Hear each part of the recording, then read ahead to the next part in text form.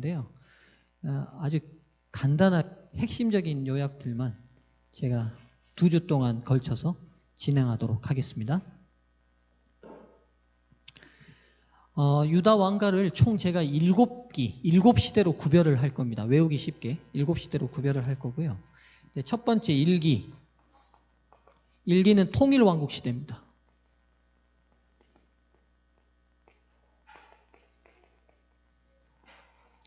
통일왕국 시대는 말 그대로 남방 유다와 북방 이스라엘이 쪼개지지 않았던 단일왕국 시대인데, 왕정으로 제일 먼저 누가 왕으로 선택됐습니까? 예, 사울입니다. 사울이 몇 년 통치했다고 그랬죠? 예, 40년 통치했습니다. 그 다음 사울은 무슨 지파입니까? 예, 베냐민 지파입니다. 베냐민 지파인데, 그래서 그 신약 성경의 사도 바울이 본 이름이 뭐였죠? 사도 바울의 원 이름이 사울입니다. 그러니까 사울도 베냐민 지파였어요. 그래서 자기 지파 가운데 첫 번째 왕이 출생했던 그 이름을 본인 이름으로 부모님이 붙여주신 거예요. 사울은 큰 자라는 뜻이에요. 큰 자. 근데 그가 나중에 예수님 만나고 나면 이름을 바울로 개명하고 이제 바울이라는 이름으로 등장하는데, 바울은 작은 자라는 뜻입니다. 자, 이제 이 왕가가 이제 바뀌어버리죠. 그 다음에 이제 다윗 왕가로 바뀌어버리는데, 사울 다음 왕이 다윗입니다.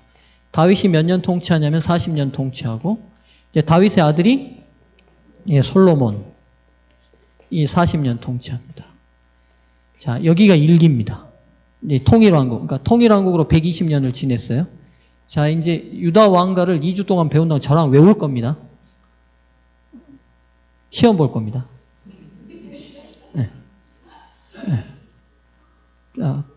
자, 그래서 문희 집사님, 유다 왕가를 외워보세요. 그러면 사울, 다윗, 솔로몬, 로밤, 아비야, 아사 이렇게 이제 외워 가셔야 돼요. 알겠죠?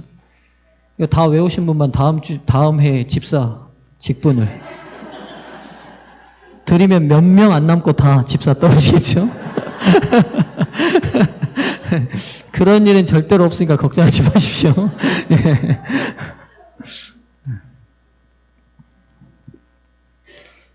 이 통일왕국이 이제 끝나고 이제 2기에 들어가는데요.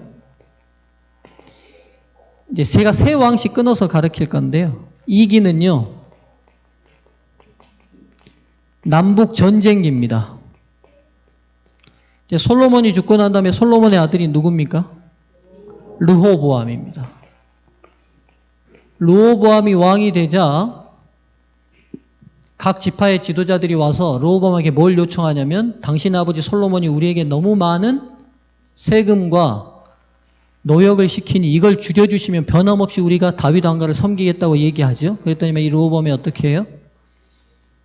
예, 내가 답을 나중에 줄 테니까 잠깐 가라 하고, 솔로몬 시대 때 섬겼던 노신하들에게, 나이가 많은 어른들에게 물었더니만 어른 신하들은 뭐라고 해요? 노역을 줄여주라고 얘기하고. 근데 짓또래로 컸던 젊은 신하들에게 물었더니만 뭐라고 그래요?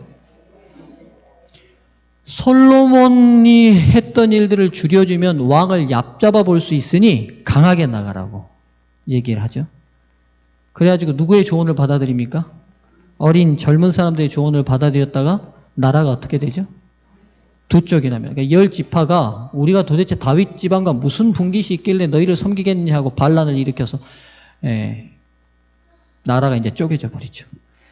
그래서 10지파가 북쪽으로 가고, 유다 지파와 베냐민 지파만 남쪽에 2개 쪼그러지게 남죠. 그러니까 여러분 인구 비율로 생각해 보시면요, 이건 뭐 비교가 안 돼요. 생각해 보시면 여기가 10지파고 2지파니까요 5대1이 돼 버린 거예요. 5대1이 된 거예요. 그러니까 전쟁을 해도 이길 수 없는 수가 돼 버린, 국가가 완전히 쪼그라져 버렸습니다.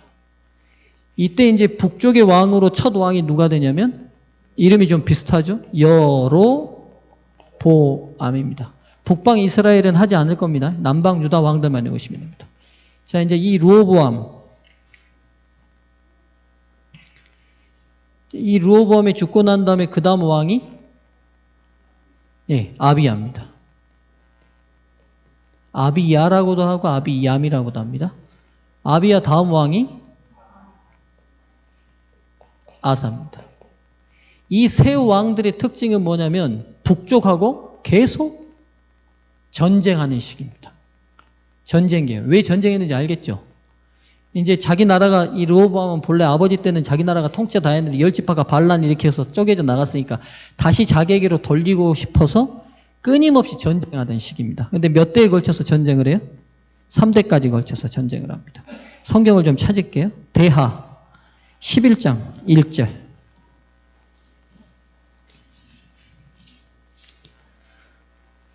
역대하 11장 1절입니다. 저기 떴네요. 성경책을 좀 많이 찾게 될 건데요. 르호보암이 예루살렘에 이르러 유다와 베냐민 족속을 모으니 택한 용사가 18만이라 이스라엘과 싸워 나라를 회복하여 르호보암에게 돌리려 하더니, 그러니까 북방 이스라엘과 싸움이 벌어지죠. 12장 15절 보세요. 12장 15절 제가 읽습니다. 르호보암의 시종 행적은 선지자 스마야와 선견자 이도의 족보책에 기록되지 아니하였느냐. 르호보암과 여로보암 사이에 뭐가 항상 있었다고요? 항상 전쟁이 있었다고요. 그러니까 남북한이 계속 으르렁대던 시기입니다. 그 아들 아비야가 이제 왕위를 이어받고도 12장 2절 보시죠. 예루살렘에서 3년을 치리하니라. 13장 2절입니다. 13장 2절. 그 모친의 이름은 미가야라. 기브아 사람 우리엘의 딸이더라. 아비야가 누구와 또 싸웠어요? 여로보암으로 더불어 싸울세. 그렇죠?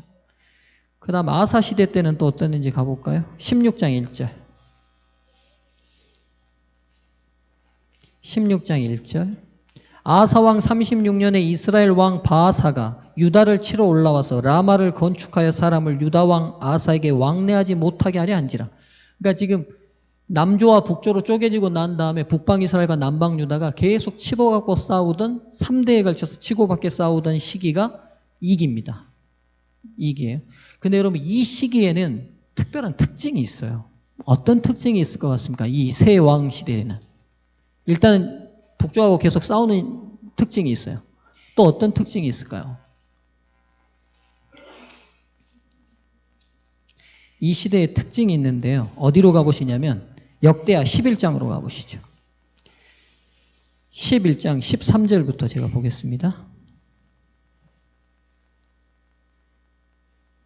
자, 11장 13절을 유심히 좀 보시죠. 온 이스라엘의 제사장과 레위 사람이 그 모든 지방에서부터 르호보암에게 돌아오되. 그러니까 지금 북방 이스라엘에 있었던 제사장들이 어디로 돌아왔다고요? 네. 자, 이제 땅을 분배받을 때 12지파 중에 땅을 분배받지 못한 지파가 있어요. 무슨 지파죠? 레위 지파예요. 왜 레위 지파에게는 땅을 주지 않았습니까? 왜 제사장 지파에게는 땅을 주지 않았냐고요. 그러니까. 예. 레위 지파의 분깃은 여호와가 분깃이에요. 그래서 여호와께 드리는 헌금으로 먹고 살게 되는 게 레위 지파예요. 그러니까 제가 여러분 뭘로 먹고 살아요? 여러분이 하나님의 것을 돌려주는 그것이 제 분깃이에요. 제가 그걸로 먹고 살게 돼 있어요. 그 외에 다른 일을 제가 하면 돼요, 안 돼요? 그래서 목회 윤리에서 목사가 이중 직업을 갖게 되면 아웃입니다. 재림교회 윤리 강령이 그래요. 목회가 목회 외에 또 다른 어떤 부업이나 또 다른 산업을 갖게 되면 목회를 내려놔야 돼요. 이게 목회 재림교회 목사들의 윤리 강령 중에 하나예요. 그러니까 레위 지파의 분깃은 백성들이 하나님께 돌려주는 그것이 분깃이에요. 그렇게 돼요. 그래서 레위 지파는 땅을 분배받지 않았습니다. 그래서 이들이 어떻게 됐냐면 북방 이스라엘과 남방 유다의 총 48개의 성 가운데 흩어져서 살았어요. 그러니까 제사장들이 지금 각 교회 가운데 목사들이 다 흩어져서 백성들 속에서 살아가고 백성들의 영적인 건강과 안전을 위하여 하나님에게 중보하듯이 이스라엘 레위 지파도 한 곳에 지파들이 다 모여 산 것처럼 모여 산 게 아니라 어떻게 살았냐면 각 도피성으로 흩어 살면서 12지파 사이에 다 흩어져 있어서 그들의 영적 건강과 안전을 하나님과 연결시키는 일을 했는데 문제는 뭐냐면 북방과 남조가 남방 유다가 갈리고 난 다음에 무슨 일이 벌어졌냐면 여로보암이 무슨 일을 해버렸어요? 성전이 어디에 있습니까? 성전이 예루살렘에 있어요. 그러니까 1년에 3차씩 모든 백성들은 다 어디로 모이게 돼 있어요? 예루살렘으로 모이게 돼 있어요. 하나님의 율법에 따라서. 그러니까 여로보암이 이렇게 되다가는 자기 백성들 누구한테 다시 뺏길 것 같아요? 다윗 왕가에게 뺏길 것 같으니까 어떻게 했냐면 못 가게 가는 방법으로요. 성전도 짓고요. 제사장을 임의로 세워버렸어요. 레위 지파를 폐하고. 그렇죠. 그래서 지금도 단 지역, 그러니까 단이 북방 이스라엘 제일 위쪽 도성이거든요. 지금도 가면 성전이랑 똑같은 모형의 성전터가 그대로 남아 있어요. 번제단이 얼마나 큰지 몰라요. 그대로 모형을 그러니까 그들이 그대로 만들어 놓고 거기서 뭘 섬겼냐면 여호와를 송아지로 만들어 놓고 섬겼어요. 송아지로 만들어 놓고. 그러다 보니까 레위 지파 사람들이 다 어디로 다시 북방 이스라엘 지역에 살던 레위 지파 사람들이 어디로 모여버린 거예요? 예, 남방 유다로 다시 다 내려오게 되는 사태가 벌어집니다. 14절. 레위 사람이 그 향리와 산업을 떠나 유다와 예루살렘에 이르렀으니 이는 여로보암과 그 아들들이 저희를 패하여 여호와께 제사장의 직분을 행치 못하게 하고 15절. 여로보암이 여러 산당과 수염소 우상과 자기가 만든 송아지 우상을 위하여 스스로 제사장들을 세움이라. 16절.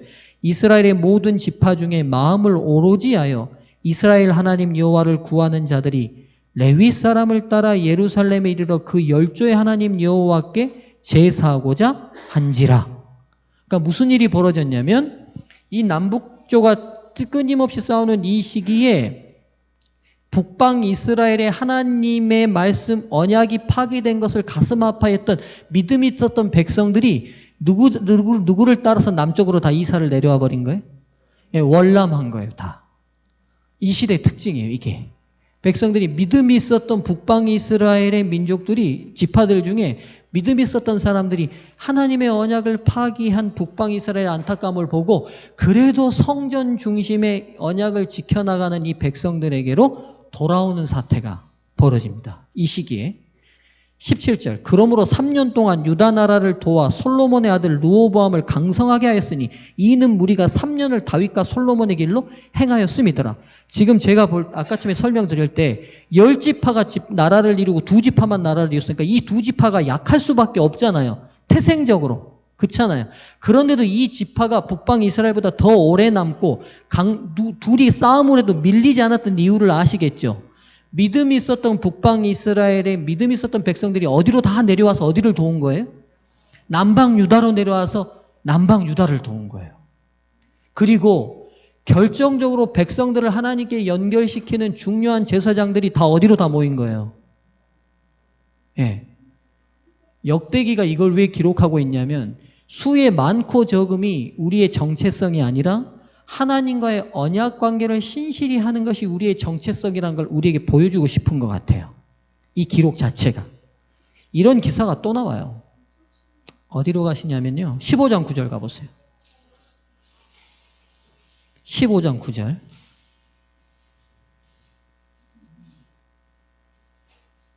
또 유다와 베냐민의 무리를 모으고 에브라임과 므낫세와 시므온 가운데서 나와서 저희 중에 우고하는 자를 모았으니 이는 이스라엘 사람이 아사의 하나님 여호와께로 그와 함께 하심을 보고 아사에게로 돌아오는 자가 어땠더라? 많았음이더라. 그러니까 이 3년 내내 계속 보였던 중요한 특징 중에 하나는 남북조가 계속 싸움하고 틀어지고 분쟁이 있었던 것도 하나의 특징이긴 하지만 북방 이스라엘에 믿음이 있었던 많은 백성들이 어디로 다 이사를 내려온 거예요? 남방 유다로 이사를 내려온 거예요. 그리고 레위 제사장들이 내려왔어요. 이게 그러니까 비록 2지파밖에 안 되는 나라고 10지파의 나라와 둘이 충돌했지만 2지파가 밀리지 않았던 이유가 여기에 있었던 거예요. 네. 힘은 어디서 나오는 것이냐? 하나님을 신실히 믿는 신앙에서 나오는 거예요. 네. 능력 있는 사람이 많고 적음, 수의 많고 적음에서 그 힘의 강성함과 약함이 결정되는 게 아니라 하나님의 언약의 신실함에 그 백성의 힘이 나온다는 사실을 이 시대가 보여줍니다. 자, 통일왕국, 자, 눈 감으세요. 자, 눈 감으시고. 자, 통일왕국을 제일 처음에 시작한 왕이 누구죠? 사울입니다. 그 다음 왕이 솔로몬입니다. 자, 그리고 이제 남북조로 찢어지게 됩니다. 찢어지고 난 다음에 남방 유다의 첫 번째 왕이 르호보암입니다. 그의 아들이 아비야고요. 그 아들이 아사입니다. 아사. 자, 됐죠? 이제 3기로 넘어갑니다. 3기는 남북 평화기입니다. 무슨 기라고요? 남북 평화기예요. 아사의 아들이 누구냐면 여호사밧 왕입니다. 믿음 있었던 의로운 왕 중에 한 분인데요. 여호사밧 왕이고 여호사밧 왕의 아들이 누구냐면 여호람입니다. 여호람의 아들이 누구냐면 아하시아입니다.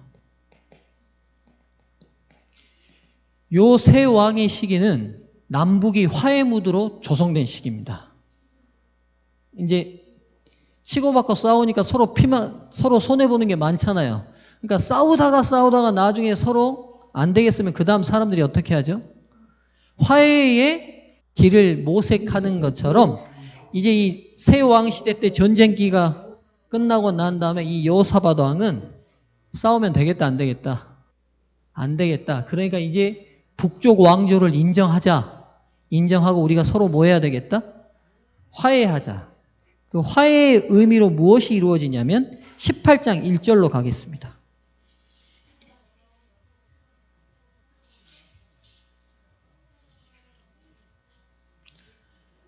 자, 18장 1절. 여호사밧이 부귀와 영광이 극하였고 누구로? 아합으로 더불어 뭐 했다고요? 연원하였더라. 무슨 말입니까? 아합은 누구죠? 북방 이스라엘의 왕이죠. 그하고 뭐 했다고요? 연혼했대요. 그러니까 결혼 맺었으니까 둘이 뭐가 된 거예요? 사돈 됐죠. 고대 세계든 지금 세계든 동일하죠. 서로 화해하는 가장 좋은 방법이 뭐냐면 뭐 하는 거예요? 고대 세계에서 서로 사돈 맺는 거예요. 그렇죠? 우리가 몽골 지배에 있는 동안 몽골 공주들이 우리 왕들하고 결혼하고 다 이렇게 하잖아요. 그렇죠? 중국도 마찬가지고 끊임없이. 그러니까 여호사밧과 아합이 뭐가 됐냐면 서로 사돈을 맺었습니다. 그래서 여호사밧의 아들 여호람의 부인이 누가 되냐면 아합의 딸이 부인으로 시집을 오게 되는데 그 딸 이름을 아달랴입니다. 이 딸의 이름이 누구라고요? 아달랴입니다. 딸의 이름이 아달랴예요. 그 다음에 이제 이런 교제의 증거로 무슨 일이 생기냐면 북방 이스라엘의 그 다음 왕이 누구냐면요. 아하시아예요. 그리고 그 다음 왕이 누구냐면 요람이거든요. 요람. 근데 요람과 여호람은 같은 이름이에요. 같은 이름이에요. 같은 이름인데 발음상의 차이일 뿐이에요. 그러니까 지금 보시면 서로 이름이 어때요? 같아요. 서로 이름이 교차되어 있어요. 그러니까 아버지하고 아들 이름을 상대편은 아들 이름을 아버지로 쓰고 아버지 이름이 아들 이름을 썼어요. 제가 언약 맺을 때 언약 맺으면 서로 뭘 교환한다고 그랬어요? 뭘 교환한다고요? 이름을 교환한다고요. 그래서 새 이름을 얻는다고 말씀드렸잖아요. 다 잊어버리셨죠? 잘하셨어요. 그래서 믿음의 조상 아브라함이 뭐가 되고 하나님과 언약 맺은 다음에 아브라함이 되고 사라가 되고 야곱을 그러니까 야복강에서 씨름할 때 하나님 저를 축복해 주십시오 하니까 하나님께서 뭐라고 그러셨냐면 이제 네 이름을 더 이상 야곱이라고 하지 말고 뭐라고 하라?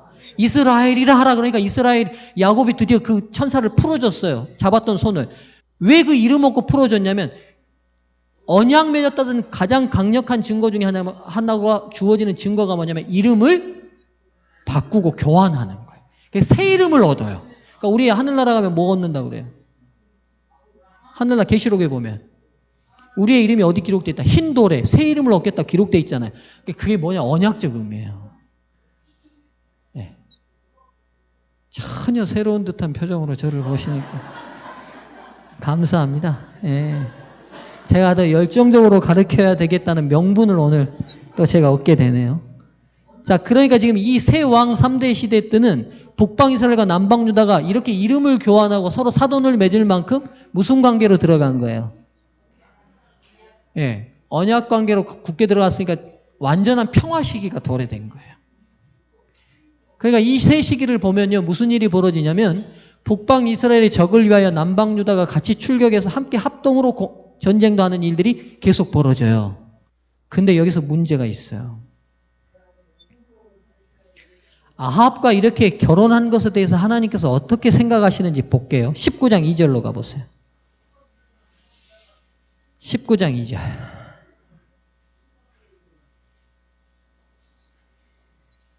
역대하 19장 2절. 유다왕 여호사밧이 평안히 예루살렘에 돌아와서 그 궁에 들어가니라 선지자가 옵니다. 하나니의 아들 선견자 예후가 나가서 여호사밧 왕을 맞아 가로되, 하나님께서 뭐라고 지금 여호사밧을 책망하시는데 이렇게 책망해요.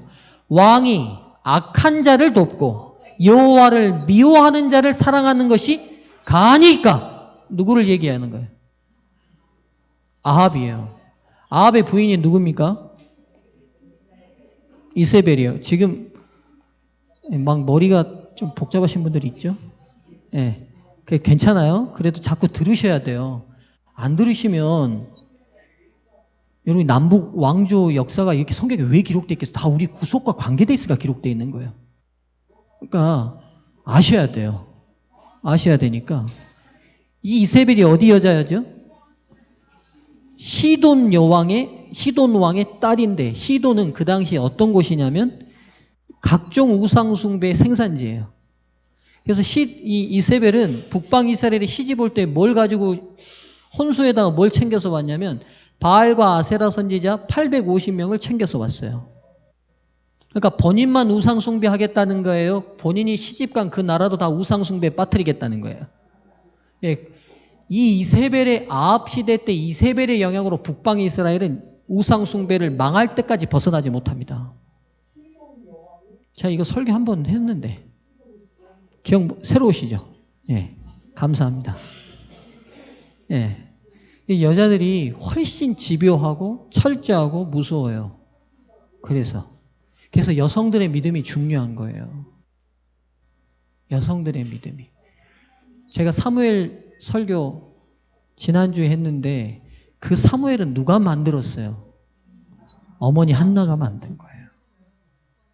나라가 다 망해가고 제사장 세계가 다 썩었는데 그 시대를 움직이는 게 누구냐면 기도하는 어머니가 움직이는 거예요. 제가 남자지만 저는 내가 여자로 한번 태어나 봤으면 좋겠다는 생각을 가끔 할 때가 있어요. 네. 여자로서 미칠 수 있는 영향력이 있어요. 뭐 사회적 어떤 영향력을 뛰어넘어서 사람 한 사람에게 주는 그 깊은 영향력이 있어요. 여성들에게는 제가 볼 때.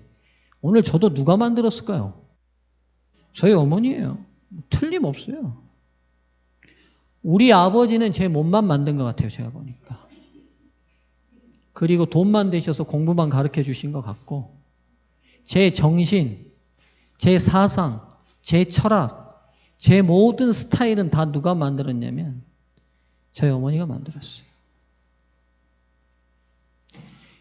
여성 집사님들이시죠. 그래서 여러분들이 자각하셔야 돼요. 여러분이 자각하면 남성들은 알아서 따라와요. 네. 남자들은 다 따라오게 돼 있어요. 이 합작품으로 만들어진 게 아달랴입니다. 이 아달랴가 가가지고 이 여호사밧은 굉장히 선한 왕이었어요.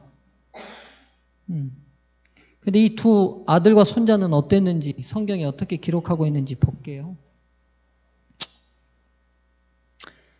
21장 가겠습니다. 21장.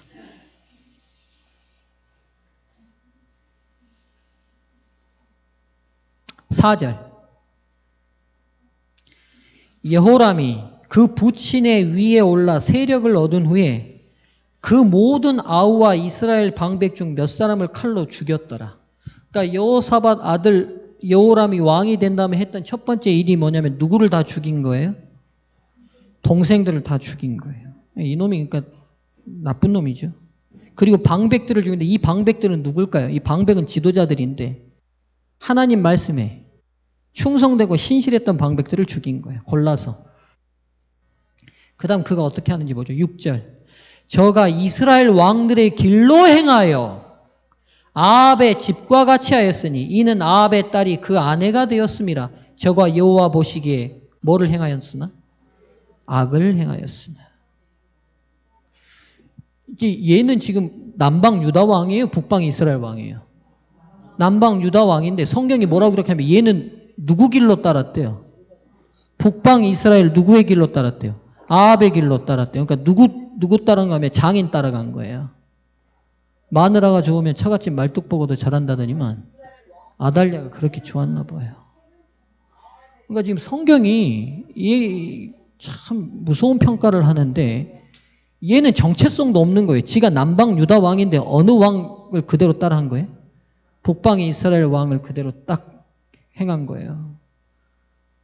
그러니까 이제 북방 이스라엘이 악하다는 가장 중요한 증거 중에 하나가 뭐냐면 본인의 권력에 거치장거리면 형제고 누구고 다 없는 거예요. 다 죽이는 거예요. 근데 여러분 왕가의 씨를 말리는 건 굉장히 조심스러운 일인데 왜 조심스러운 일이냐면 유다 왕가를 통해 누가 태어나게 돼 있어요? 메시아가 태어나요. 그러니까 형제들을 죽이고 다윗의 씨의 혈통을 이어받은 사람들을 살인하는 행동은 단순한 행동이 아니에요. 본인 권력 유지만의 행동이 아니라 그 뒤에 조종하는 사단이 있는데 누구의 혈통을 끊어놓기 위한 행동이에요. 예, 메시아의 혈통을 끊어놓기 위한 행동이에요. 그 다음에 여러분 이 여호람이요. 근데 그 다음 놀라운 표현이 있어요. 보시죠. 7절 보세요. 21장 7절. 여호와께서 다윗의 집을 멸하기를 즐겨하지 아니하셨음은 이전에 다윗으로 더불어 뭘 세우셨고? 언약을 세우시고. 그렇죠? 지금 무슨 언약이에요 이게? 다윗 언약이에요. 다윗 언약. 그러니까 지금 역대기 기자가 역사 속에 일어났던 이 사건 중에서 이렇게 씨가 다 말라가고 있는데 그래도 하나님께서 뭘 꼭 살려내시는 걸 보는 거예요. 다윗의 씨를 꼭 남기시고 살리시는 걸 보는 거예요. 또 다윗과 그 자손에게 항상 등불을 주겠다고 허하셨음이더라. 그 다음에 이 이제 여호람이 자식들 여러 명 낳았는데요. 이 자식들도 다 죽습니다. 17절 가보세요. 17절. 블레셋 사람과 구스 사람, 아라비아 사람들이 습격에 와가지고 왕자들을 다 죽이는데 17절에 21장 17절 그 무리가 올라와서 유다를 침노하여 왕궁의 모든 재물과 그 아들들과 아내들을 탈취하였으므로 누구만 살아남았어요? 말제 아들 막내 하나만 살아남은 거예요. 요아스 외에는 한 아들도 남지 아니하였더라. 그러니까 이 아이가 보존된 건 누구의 은혜로 남은 거예요? 7절 때문에 남은 거예요. 7절 때문에. 이 17장의 역사를 이 다윗, 이 역대기를 기록한 예레미야는 어떻게 본 거냐면, 얘, 생각해보세요. 다 모여있을 건데, 다 죽일 건데, 누구만 살려놓은 거예요? 그 간악한 무리들이. 걔만 살려놓은 거예요. 다 죽일 건데, 그 사람만 특별히 그 무리 가운데 왜 살려놨겠어요? 이걸 설명할 방법이 뭐밖에 없는 거예요, 이 사람은. 다윗 언약 외에는 없는 거예요. 얘가 죽으면. 하나님께서 약속하시기에 깨지는 거예요. 그러니까 하나님께서 그 살인이 벌어지는 그 잔혹한 현장 가운데서도 본인의 신실한 언약을 지켜내기 위해서 그 간악한 무리의 칼자루를 붙드셔서 누구는 살려내신 거예요. 아들 하나는 살려내신 거예요. 얘 이름을 근데 성경이 뭐라고 기록하고 있어요? 여호아하스. 근데 제가 여호람의 아들은 누구라고 그랬어요? 아하시아라고 그랬어요. 이름이 같아요? 틀려요? 틀리죠? 네. 틀려요? 그렇죠? 여호아하스 아하시아는요 두 단어의 합성어예요. 여호와와 아하즈라는 단어의 합성어인데 아하즈라는 단어가 붙들다라는 뜻이고 여호와는 하나님이 성어죠. 아하시아는 뭐가 먼저 왔냐면 아하즈가 먼저고 여호와가 뒤에 온 단어예요. 이해되시죠? 여호아스는 여호와가 앞에 오고 아하즈가 뒤에 온 단어예요. 아하시아는 아하즈가 먼저 오고 여호와가 뒤에 온 단어예요. 같은 이름이에요. 네. 이해되시죠? 이해 안 되세요? 되셨죠? 다시 설명해요. 여호와와 아하즈라는 단어의 합성어인데 이렇게 쓰인 게 여호아스고 아하즈가 먼저 오고 여호와가 뒤에 오와서 합성된 게 아하시아고 그러니까 지금 제 이름이 이정완인데 영어식으로 읽으면 정완리 하잖아요. 같은 사람이에요, 다른 사람이에요? 같은 사람. 이해되시죠? 네. 하나님께서 이 말죄는 살리십니다. 근데 이제 저는 여기서 이제 더 놀라운 게 뭐냐면 얘가 선한 왕이에요, 나쁜 왕이에요? 얘가 선한 놈이에요, 나쁜 놈이에요? 예?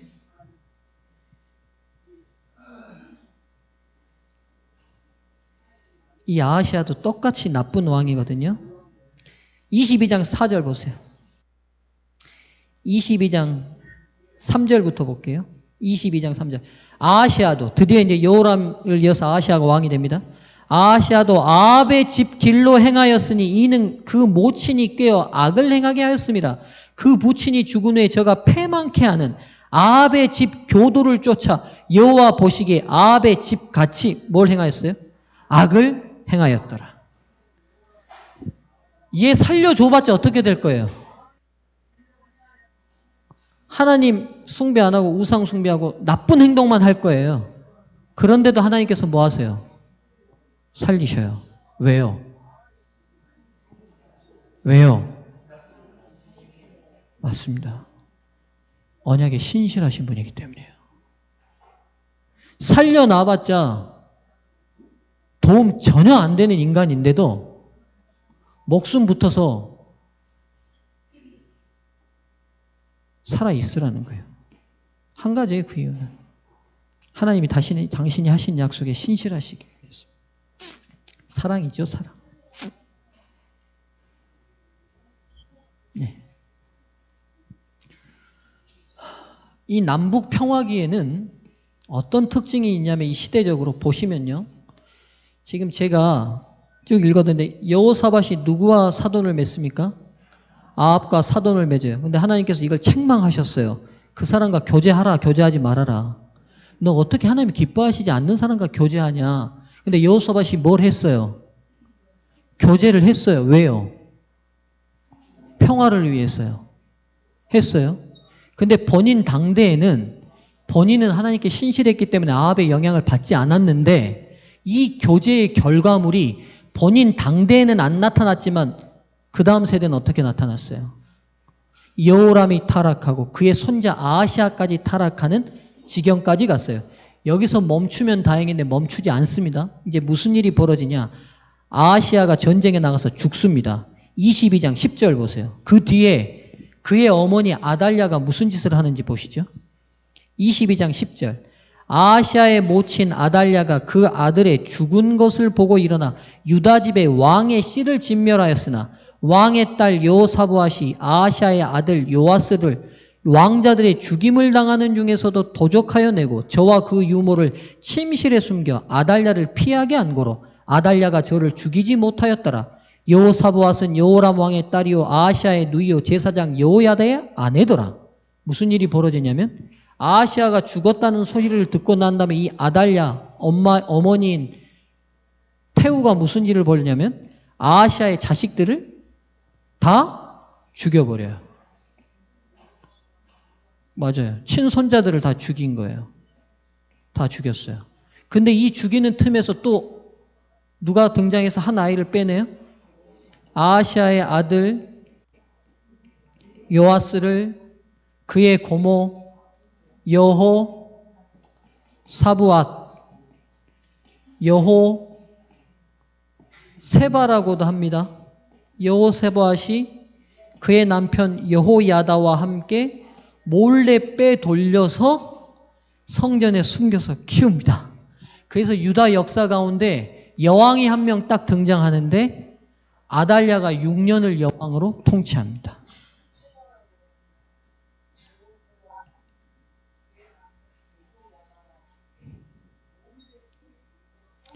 그러니까요. 여호사밧이 맺은 사돈관계 하나가 3대에 걸쳐서 계속 2대에 걸쳐서 악환왕을 배출한 것으로 요것으로만 끝난 게 아니라 어떻게 됐어요? 자칫하면 유다 왕가의 씨가 마를 수밖에 없는 상황까지도 치닫게 됐어요. 그러니까 다윗 왕가가 6년간 딱 끊겨 있는 시기가 있는데 요 시기입니다. 그러니까 한 번 맺은 결혼이 이렇게 큰 영향을 미칠 거라고 여호사밧이 생각했을까요? 못했을까요? 제가 볼 때는 못했을 것 같아요. 네. 그러니까 이 시기가 주는 굉장히 중요한 교훈이 한 가지 있어요. 로마서 12장 18절에 이런 교훈면이 있습니다. 할 수 있거든 너희로서는 모든 사람으로 더불어 평화하라. 하나님의 권면이에요. 우리가 세상 사람들과 다 어떻게 살아야 되지? 예, 평화롭게 살아야 합니다. 잘 지내야 돼요. 그리스도인이 모든 사람과 평화해야 합니다. 근데 여러분, 그 평화를 위하여 치른 대가치고는 너무 커요. 내가 볼 때는. 여러분 어떻습니까? 네? 평화를 위하여 치른 대가치고는 제가 볼 때는 너무 큽니다.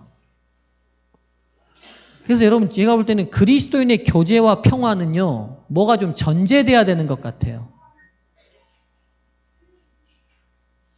영향과 감화력을 받는 교제는 위험합니다. 이 시대가 이걸 얘기해요. 남북 평화기가 우리에게 가르치는 중요한 교훈 중에 하나가 뭐냐면 우리가 세상적인 감화와 영향력을 받는 교제와 평화는 위험할 수 있다는 거예요. 그게 내 당대에는 드러나요? 안 드러나요? 안 드러날 수 있는데 누가 받을 수 있다는 거죠? 내 자녀들이요. 더 나아가서는 손자들이요. 더 나아가서는 어떤 일이 벌어질지는 우리 죽음 이후에나 알 수 있어요. 그래서 여러분 평화와 교제는 여러분이 선한 감화를 미칠 수 있는 영역까지만 허락돼야 합니다. 제가 볼 때는 그렇습니다.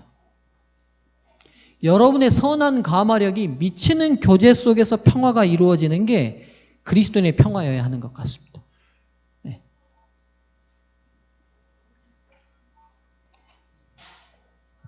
자, 이제 그 다음 시대 사기까지 하고 끝을 내야 다음 시대하고 딱 2주에 마칠 것 같아요. 자, 사기로 넘어갑니다. 그 다음 아하시아의 왕 아들이 누구라고 그랬어요? 예, 요아스입니다.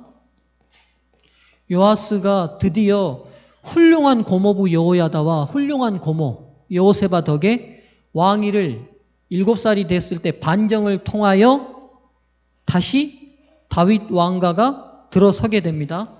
요아스의 아들이 누굴까요? 아마샤. 아마샤의 아들이 누굴까요? 예?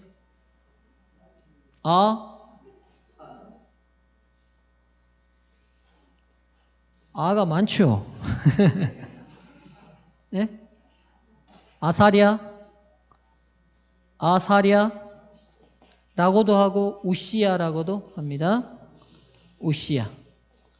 우시야라는 이름 익숙하죠? 요 세 왕의 시기를 저는 이름을 뭐라고 붙이냐면 용두삼의 시대라고 붙이고 싶어요. 용두삼의 시대. 무슨 말이냐면 이 세 왕은 처음에 시작할 때 다 믿음 있게 시작한 왕들입니다. 근데 그 끝은요. 다 실패하고 끝이 납니다. 참 특이해요. 이 세 왕이 다 그렇게 시작했어요. 다 잘 시작했는데 그 끝이 다 이렇게 됩니다. 시간이 없으니까 빨리빨리 설명할게요. 한 명 한 명 설명해도 시간이 흥미진진한 이야기가 많은데 이 요아스는 알다시피 7살 때 왕이 되죠. 7살 때 왕이 되는데 그를 7살짜리가 뭘 알겠어요. 근데 누가 보좌해 줍니까? 고모부 누구요? 여호야다. 여호야다는 직업이 제사장이고 대제사장이 됩니다. 여호야다 살아생전에는 이 요아스는 아주 훌륭한 선정 베풀고 훌륭한 믿음 있는 왕이었는데 여호야다가 130이 된 해에 죽습니다. 장수하여. 그리고 죽고 난 다음에 이 요아스가 어떻게 돼버리냐? 확인할게요. 24장.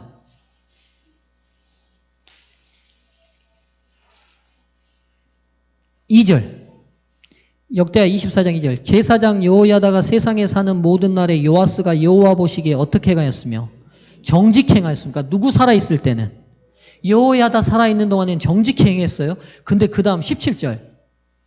여호야다가 죽은 후에 유다 방백들이 와서 왕에게 전하매 왕이 그의 말을 듣고 그 열조의 하나님 여호와의 전을 버리고 아세라 목상과 우상을 섬긴 고로 이 죄로 인하여 진노가 유다와 예루살렘에 임하니라. 그러니까 요아스가 초기 시대 때 여호야다가 살아있는 동안 선정을 베풀다가 여호야다가 죽고 나니까 그 다음엔 누구 얘기를 들어버렸어요? 나쁜 우상숭배자인 방백들의 얘기를 듣고 우상숭배에 빠져버립니다. 예, 말로가 좋지 않습니다. 그 신하들의 반역으로 칼을 맞아 죽어요. 요아스가. 그 다음 왕이 아마샤입니다. 아마샤도 아주 선한 왕으로 시작합니다. 선한 왕으로 시작하는데 에돔과 전쟁을 하고 난 다음에 승리를 하나님이 주셨거든요. 근데 승리를 하고 난 다음에 얘가 좀 이상하게 바뀌어버려요. 25장 14절입니다. 25장 14절. 자, 읽습니다. 아마샤가 에돔 사람을 도륙하고 돌아올 때에 세일 자손의 우상들을 가져다가 자기의 신으로 세우고 그 앞에서 경배하여 분향한지라. 그러니까 얘가 좀 순간 왜 이렇게 됐는지는 모르겠지만 에돔하고 전쟁하고 이기고 난 다음에 에돔의 신들을 가지고 와다가 가서 그 신을 섬기게 된 거예요. 그 말로가 또 아름답지 않게 끝이 납니다. 그 다음에 이제 우시야는 아주 선한 왕으로 잘 행동을 해요. 그런데 26장 그래서 그의 태평성대를 주시고 아주 형통합니다. 그의 나라가 잘 나가요. 근데 그러고 난 다음에 26장 16절 저가 강성하여짐에 그 마음이 어떻게 됐어요? 교만하여 악을 행하여 그 하나님 여호와께 범죄하되 곧 여호와의 전에 들어가서 향단에 분향하려 한지라. 분향은 누구만 할 수 있어요? 제사장의 권한이에요. 얘가 이제 그래서 분향단 제사장들이 막았었는데 들어서죠. 그랬더니 몸에 뭐가 발병이 돼버려요? 예, 한센병이 발병됩니다. 그래서 노년에 한센병으로 죽게 돼요. 그러니까 이 세 왕은 참 특이해요. 다 잘 시작했다가 끝이 잘 마무리를 못 지고 죽은 왕들이 됩니다. 네. 이 시대가 우리에게 주는 교훈이 있어요. 지금 보시면 알다시피 세 사람이 다 잘 시작했다가 잘 못 끝난 이유가 뭘까? 세 사람의 경우수가 다 달라요. 경우수가. 첫 번째, 요아스는요 너무 사람에게 의존하는 신앙을 했어요. 위험해요. 그러니까 좋은 사람 곁에서 신앙 잘하면 잘할 수 있는 사람이 있는데 주변 사람의 신앙 영향을 너무 많이 받는 신앙은 위험할 수 있다는 걸 누가 보여주냐면 요아스가 보여줍니다. 실패 원인의 첫 번째예요.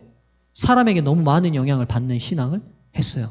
두 번째 여러분 아마샤는 왜 실패했을까요? 아마샤는요 실패한 이유를 성경이 뭐라고 기록해놨냐면 이렇게 기록해놨어요.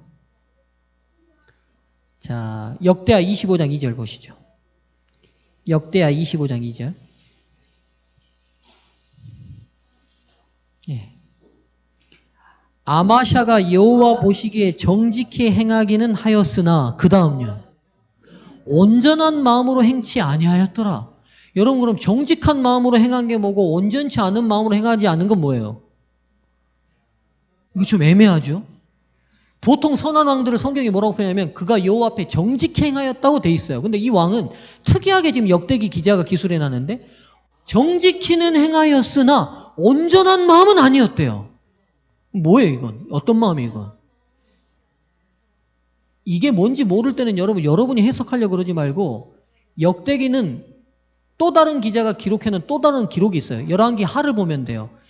이 열왕기 하의 기자는 이 마음이 어떤 마음인지 우리한테 구체적으로 가르쳐 주는데 열왕기 하를 찾아볼게요. 14장 3절과 4절. 시간이 없으니까 빨리 좀 찾아보시죠. 열왕기하 14장 3절과 4절. 자, 제가 읽습니다. 아마샤가 똑같이 아마샤를 평가해 놨어요. 여호와 보시기에 어떻게 행했어요? 정직히 행했어요. 그러니까 정직히는 똑같이 행했다고 평가해 놨어요. 그럼 뒤에 온전한 마음으로 행치 않았다는 표현이 뭐냐? 그 조상 다윗과는 같지 아니하였으며 그 부친 요아스의 행한 대로 다 행하였으되 4절이에요. 산당을 제하지 아니하였으므로 백성이 오히려 산당에서 제사를 드리며 분향하였더라. 이게 무슨 말이냐면 가나안 땅의 백성들은 다 우상을 어디서 섬겼냐면 산꼭대기 위에다 신전을 차렸어요. 왜냐하면 이거 설명하려면 또 시간이 긴데 제일 중요한 신이 이 가나안의 주신이 바알이에요. 바알 신 많이 나오는데 바알이란 이름 자체가 뭐냐면 주님이란 뜻이에요. 근데 이 신은 무슨 신이냐면 천둥신으로서 비를 관장하는 신이에요. 농경사회에서 제일 중요한 게 뭐예요? 제때 비 오는 거예요. 특별히 가나안 땅은요 더 그래요. 이른 비와 늦은 비가 제때 오지 않으면 농사 다 망쳐요. 제때 이른 비가 내려줘야 파종할 수 있고 제때 늦은 비가 와줘야 추수할 수 있어요. 그러니까 오직 하늘에서 제때 비를 내려주는 게 가장 중요한 지역이 가나안 지역이다 보니까 이 가나안 민족들은 제일 중요한 신이 누구시냐면 천둥신이에요. 바알이에요. 바알.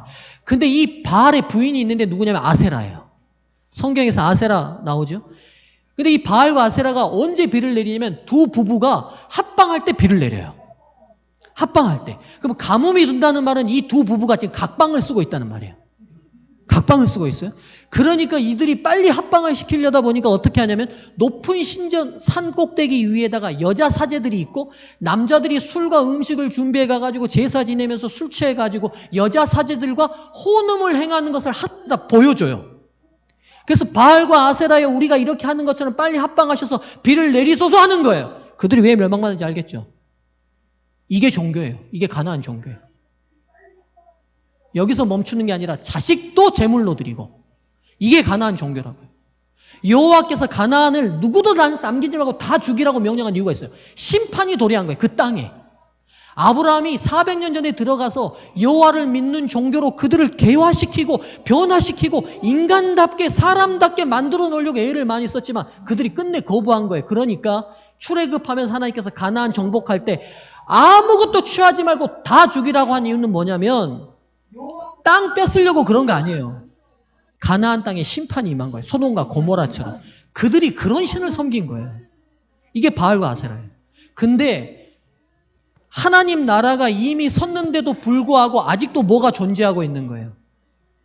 산당이 존재하고 있는 거예요. 우상 숭배하는 산당이. 그리고 백성들이 아직도 그것을 무엇하고 있는 거예요? 분향하고 제사 지냈다는 말은 뭐냐면 이 가증한 종교가 아직도 존재하고 있었다는 거예요. 그러니까 무슨 말이냐면 그래서 선한 왕이 나오면 늘 하는 단행이 뭐냐면 이 산당을 다 제거시키는 거예요. 산당을. 왜냐하면 이게요. 생각해 보세요. 종교가 술도 먹게 해주고 거기다가 뭐도 해줘요. 간음도 해줘요. 너무 좋은 종교 아닙니까? 인간이 죄악이라고 생각하는 모든 나쁜 행동을 합법적으로 종교라는 이름으로 인정해 주는 거예요. 사단은 대단한 종교 연구가입니다. 제가 볼 때. 인간이 그렇게 하면 우리 양심이 찔리게 돼 있어요. 성령의 능력으로. 근데 무슨 이름으로? 이거는 종교야. 이건 신앙이야. 그런 이름으로 이 나쁜 악행이 합법화되는 세상인 거예요. 그러니까 이 백성들이 끝내 못 버리는 거예요. 근데 이 아마샤가 어떻게 했냐면 정직히 행했다는 말은 제사 다 지내고 하나님의 말씀대로 성소를 잘 돌봤지만 뭐는 제거 안 한 거예요. 온전한 마음으로 행치 않았다는 말은 산당을 제거하지 않았다는 말이에요. 무슨 말이냐면 철저한 신앙적 개혁으로 전진하지 않았다는 거예요. 여러분 잘 기억하셔야 되는데 지금 우리가 하고 있는 신앙에서 계속 또 향상하려고 노력하지 않으면요. 이 자리에 멈추는 게 아니라 하고 퇴보되고 타락하게 돼 있어요. 이게 사단이 아마샤를 걸어 넘어뜨렸던 방법이에요. 그래서 여러분이 해왔던 모습대로 사시려고 하지 마시고 더 높은 이상과 그리스도의 표준을 향하여 향상하려고 전진하려고 노력하셔야 돼요. 노력하셔야 돼요. 제가 오늘 딸하고 밥 먹으면서 은유야 너 성경절 뭐 외우냐? 내가 물어봤어요. 목자의 시는 외우냐? 시편 1편 복 있는 사람은 외우냐? 외우는 게 별로 없어요. 야 딸인데. 제가 이제 밥 먹으면서 얘기를 했어요. 멈추면 도태되는 거예요. 이게 아마샤예요. 오늘 지금 내가 해왔던 그냥 헌신의 수준, 신앙적 수준에 멈추면 그게 지켜지는 게 아니에요.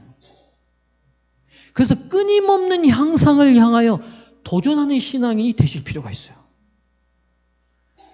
죄송합니다. 시간이 좀 지났지만 여기 아사랴까지만. 아사랴는 왜 실패했을까? 우시야는. 맞아요. 교만이 근데 왜 싹 텄냐면요. 우시아는 하나님께서 그를 형통하게 하셨어요. 하나님의 은혜로 형통된 것이 누구의 거라고 착각한 거예요?